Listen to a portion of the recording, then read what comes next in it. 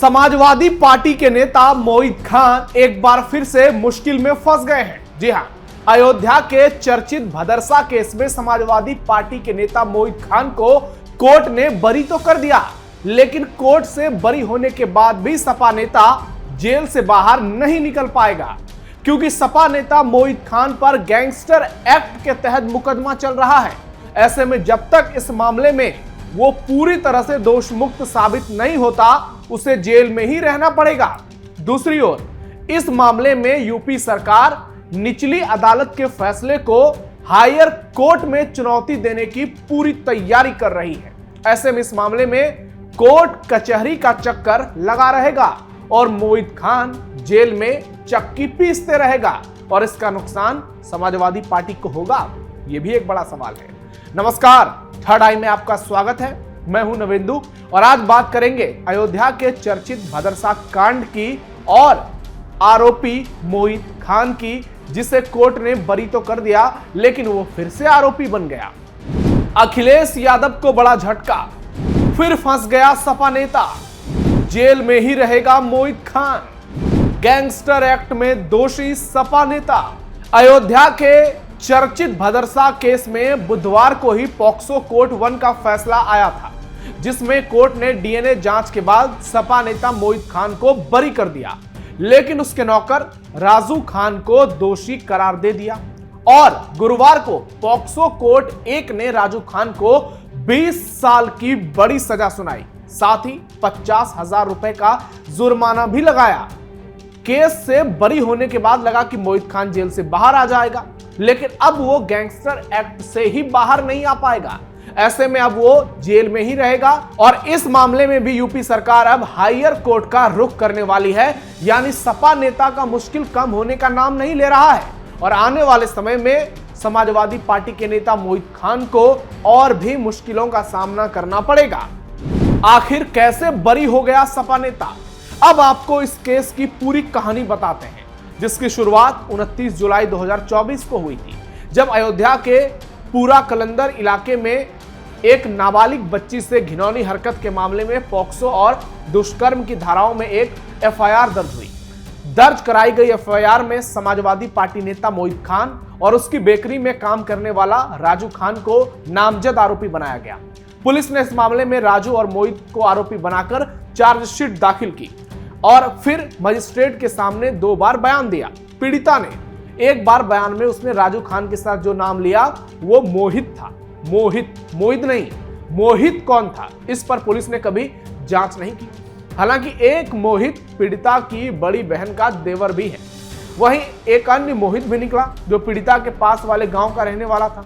लेकिन पीड़िता ने जब मजिस्ट्रेट के सामने दूसरा बयान दिया तो कहा पहले बयान में उसकी तबीयत खराब थी, वो मोहित नहीं मोहित खान ही है।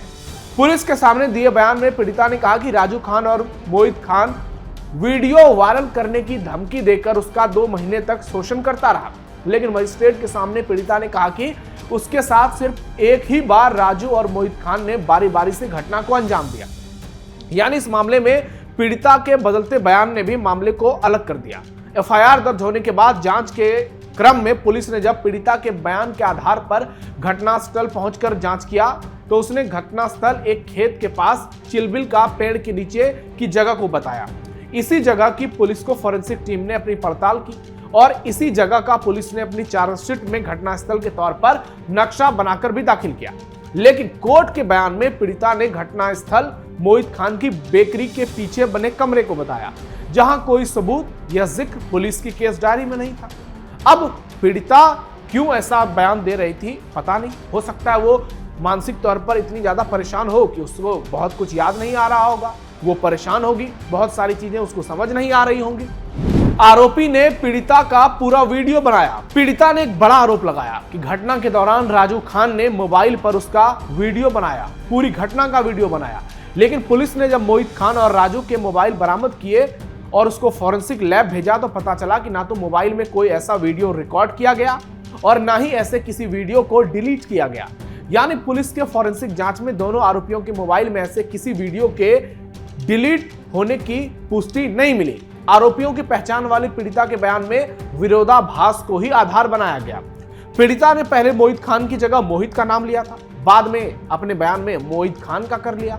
वहीं मोहित की हुलिया के संबंध में उसने कहा कि मोहित खान मोटा आदमी है, जो हमने आपको बताया, जबकि पुलिस की ओर से दाखिल किए गए मोहित खान के शारीरिक बनावट और मेडिकल रिपोर्ट में मोहित का हुलिया मीडियम साइज का था। इस मामले में मेडिकल बोर्ड की रिपोर्ट के आधार पर पीड़िता के गर्भ में पल रहे भ्रूण को गर्भपात कराया, लेकिन जब इस मामले में दोनों आरोपी राजू खान और मोहित खान का डीएनए मैच करवाया गया तो वो सिर्फ राजू खान निकला। मोहित खान का डीएनए मैच नहीं हुआ, इसलिए इस मामले में से बरी भी कर दिया गया। मामले में पुलिस पर भी उठे गंभीर सवाल। इस पूरे केस में पुलिस की जांच पर भी सवाल खड़े हुए। कोर्ट ने सुनवाई के दौरान स्पष्ट कहा कि इस मामले की पूरी तरह से सतही विवेचन हुई है। पीड़िता के बयान कि आरोपी राजू खान ने उसकी मां के फोन पर कॉल कर बुलाया था। पुलिस ने इस मामले में आरोपी और पीड़िता की मां की ना तो कॉल डिटेल निकाली और ना ही दोनों ही मोबाइल की लोकेशन निकाली कि जिस वक्त घटना बताई गई उस वक्त आरोपी और पीड़िता की मां के मोबाइल कहां थे। पीड़िता के बयान के आधार पर पुलिस ने जिस खेत को घटनास्थल माना, नक्शा बनाया, उसका जब मिलान किया गया तो वो किसी भी आरोपी के मोबाइल से मैच नहीं हुआ और न ही पता चल पाया कि असली जगह यही है। घटनास्थल पर कोई आरोपी घटना के वक्त आया नहीं। पीड़ित ने जब अपने पहले बयान में राजू खान के साथ मोहित नाम लिया तो पुलिस ने उस मोहित की तलाशी की जरूरत ही नहीं समझी। पुलिस अपने आप मान चुकी थी कि पीड़िता मोहित नहीं मोहित बता रही है, जिसे पीड़िता ने बाद में अपने मजिस्ट्रेट के दिए बयान में बता भी दिया।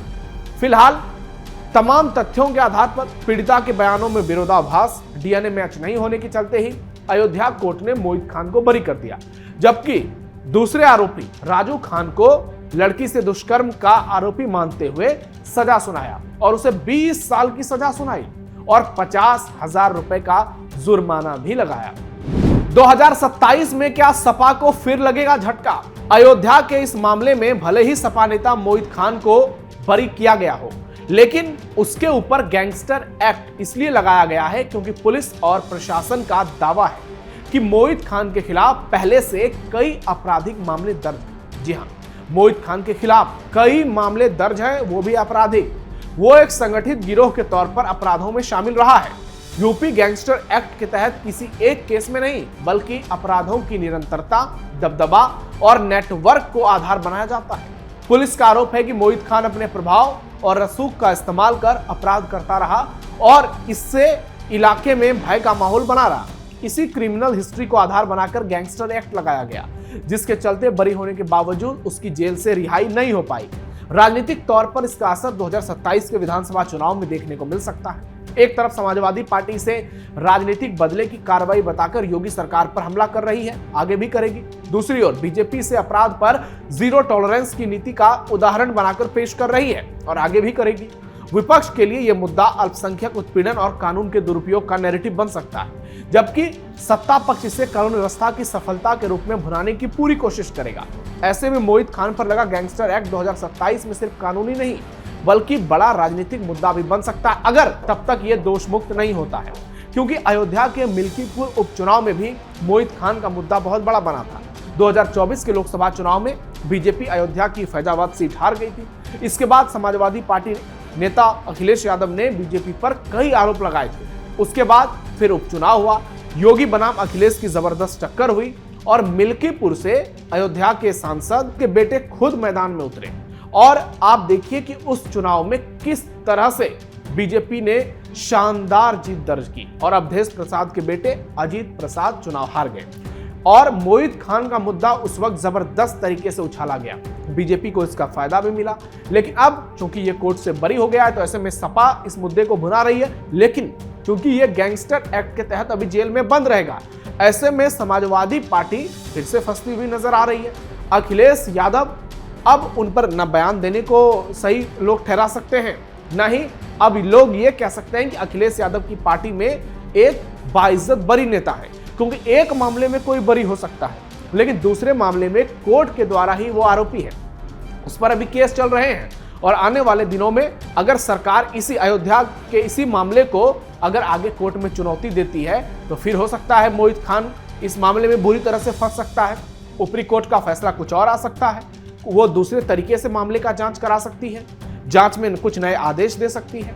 यानी मोहित खान की मुश्किल अभी कम नहीं होगी, आने वाले समय में इसमें बहुत सारे नए मोड़ भी देखने को मिल सकते हैं। लेकिन इतना तो तय है कि समाजवादी पार्टी का ये नेता जो गैंगस्टर एक्ट में दोषी है, आरोपी है, उसके लिए आगे की राह आसान नहीं होने वाली है, जो सीधे सीधे समाजवादी पार्टी से जुड़ी है और आने वाले समय पार्टी को इसका बड़ा नुकसान उठाना पड़ सकता है। आपकी राय क्या है इस खबर पर कमेंट बॉक्स में जरूर बताइए। हमारे इस वीडियो को लाइक कीजिए, शेयर कीजिए और channel capital TV Uttar Pradesh को सब्सक्राइब जरूर कीजिए।